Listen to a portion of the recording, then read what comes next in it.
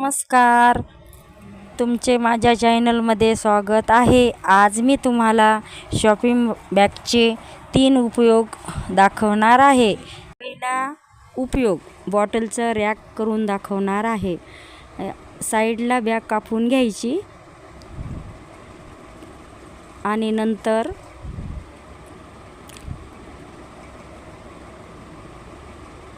मधातून अशा बरोबर लाईन पाडून घ्यायच्या बॉटलला जेवढी लागते तेवढी. आणि 3 बॉटलचं मी तुम्हाला रॅक करून दाखवत आहे. ज्याच्याकडं शिलाई मशीन आहे त्यांनी शिलाई मशीन, नाहीतर हाताने सुद्धा सुई धाग्याने जोडून घेता येते. डबल अशी मध्यभागी अशा शिलाया मारून घ्यायच्या, म्हणजे ते बॉटल धूळ लागत नाही, माशा लागत नाहीत. पावसाळ्यामध्ये स्वच्छ त्यामध्ये ठेवल्या तर स्वच्छ राहतात. त्याच्यासाठी मी अशी एक बॉटल अशी अटकून ठेवायची, म्हणजे लवकर सापडते आपल्याला शाळेत मुलांना जाण्यासाठी. आणि ती धुवून ठेवली की रॅकमध्ये ती अशी शाळेमध्ये जाताना एक काढून देता येते.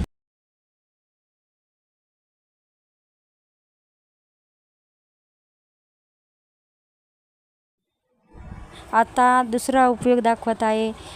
Storage bag. लसण ठेवायला, कांदे ठेवायला, भाजीपाला ठेवायला कोणताही त्याच्यामध्ये खराब होत नाही.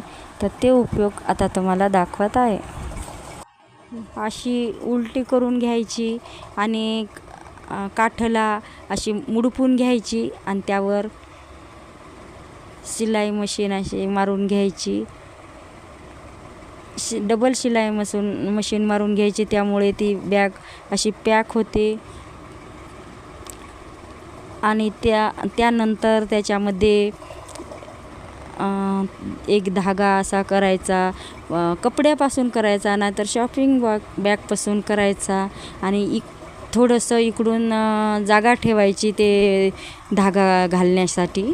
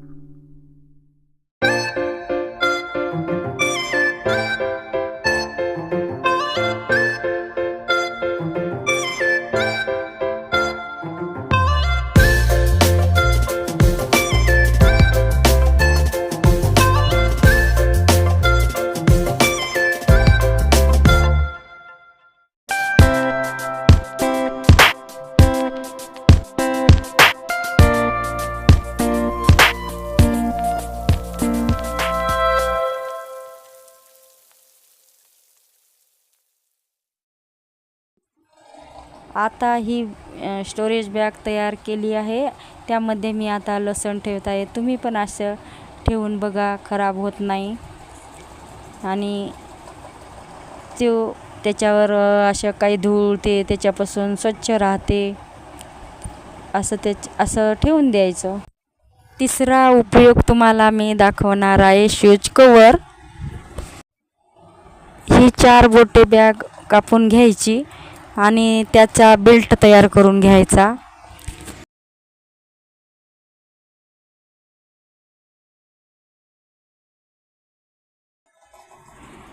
आता उलटी बॅग करून डबल शिलाई मारून घ्यायची, त्याच्यामुळे बॅग फाटत नाही. आणि त्यामध्ये बंद टाकायचा.